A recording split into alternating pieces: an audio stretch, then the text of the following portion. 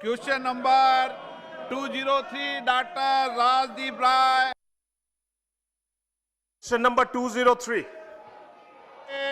माननीय मंत्री महोदय, उत्तर सभा पटल पर रखा है।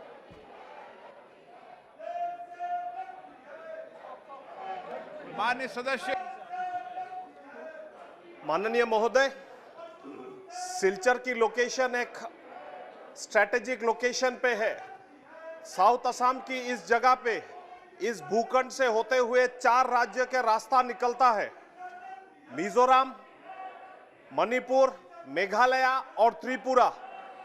ये जो process food corporation of India के स्टोरेज और गोडाउन की प्रक्रिया 2012 में शुरू हुआ है, 2012 से 2017 तक करीब ये इस मामले में कोई काम आगे नहीं बढ़ा।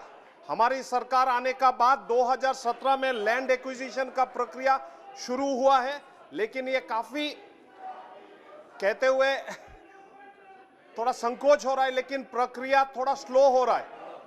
हमारे नो ऑब्जेक्शन जो रेलवे के जो डिपार्टमेंट से आने वाला था वो भी नहीं मिल रहा है, और ये कोविड महामारी के समय में बिकॉज ऑफ जियोग्राफिकल लोकेशन वहां पे फूड ग्रेन्स और पेट्रोलियम प्रोडक्ट्स भी काफी कम देर से जाके पहुंचता है, जिसके कारण प्राइस राइज एक बहुत बड़ा मुद्दा उस इलाका में हो गया।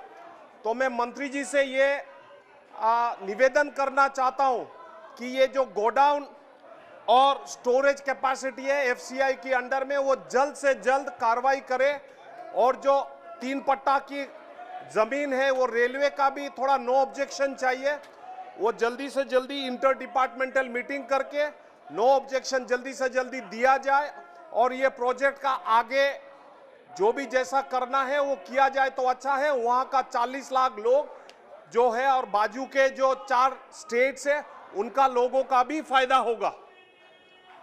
माननीय अध्यक्ष महोदय, माननीय सदस्य असम से आते हैं, उन्होंने सिलचर के खाद्य गोदाम की बात की है।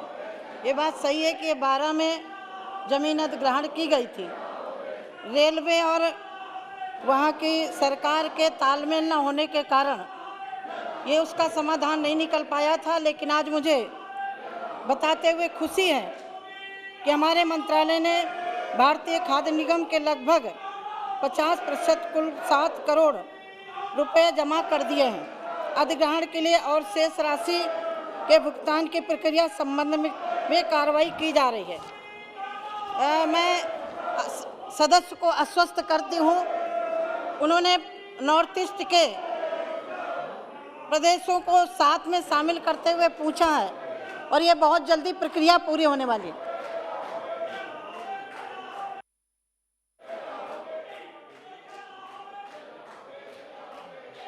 नो ऑब्जेक्शन कब तक मिल सकता है मंत्री महोदया? मैं मंत्रालय की तरफ से आपको आश्वस्त करती हूँ, बहुत जल्दी मिलने वाला है। और आपने स्वयं हमारी सरकार की गतिविधियों की प्रशंसा की है। ये बात सही है कि ये बहुत महत्वपूर्ण विभाग है, और आज मुझे बताते हुए खुशी हो रही है कि इस विभाग के माध्यम से सरकार ने खाद्य निगम के द्वारा खाद्य संरक्षण हो उसकी व्यवस्था राष्ट्रीय स्तर पर भारतीय खाद्य निगम और राज्य एजेंसियों के उपलब्ध केंद्रीय पूल खाद्यान्नों की भंडारण क्षमता को 916,65,000 मैट्रिक टन और उत्तर पूर्व स्तर पर भारतीय खाद्य निगम और राज्य एजेंसियों से सरकार पूर्व में असम राज्य को छोड़कर में सेक्टर को स्कीम पीआईजी योजना और लैसो के तहत नियोजित निर्माणाधीन भंडारण क्षमता 1,61,435 मैट्रिक टन की व्यवस्था की है। असम के माननीय सांसद को मैं आश्वस्त करती हूँ, आपका भंडारण सिलचर का बहुत जल्दी चालू होने वाला है। महोदय, माननीय सांसद ने जो गंभीर विषय उठाया है, ये वास्तव में एक और उदाहरण है जो यूपीए की सरकार और जिसके कई माननीय सदस्य आज किसान विरोधी काम कर रहे हैं, किसानों की चर्चा नहीं होने दे रहे, किसानों की बातचीत देश तक पहुंचे, किसानों का जो सामान एमएसपी पे खरीदा जाता है, एफसीआई के गोडाउन में रखा जाता है, जो खाद्य सुरक्षा के लिए अहम भूमिका निभाता है, वैसे भी महत्वपूर्ण विषयों पे इनको रुचि ना होने का एक परफेक्ट एग्जाम्पल है। ऐसे ही जो योजनाएं ये घोषित करते थे उसको कभी कार्यान्वित ना करना, ये एक यूपीए और कांग्रेस की पहचान थी। 2012 में ये गोडाउन की स्वीकृति जरूर दी, लेकिन उसके बाद कोई काम नहीं किया।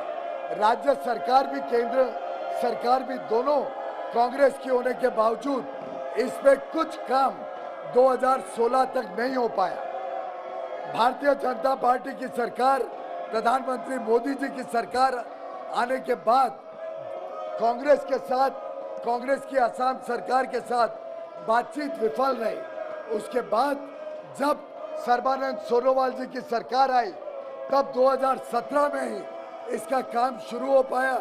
2017 में इस काम को तेज गति मिली, हमने पैसे भी जमा करे।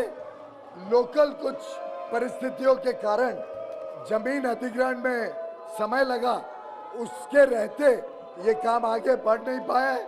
और हमें विश्वास है कि लोकल एरिया में हमारे माननीय सांसद हमारी मदद करेंगे, जिससे जल्द से जल्द वहाँ की हमें जमीन उपलब्ध हो जाए। रेलवे के साथ भी चर्चा चल रही है, उसमें भी मुझे पूरा विश्वास है कि सामान्य रूप से उस चर्चा में सफलता होगी और ये गोडाउन जल्द आएगा।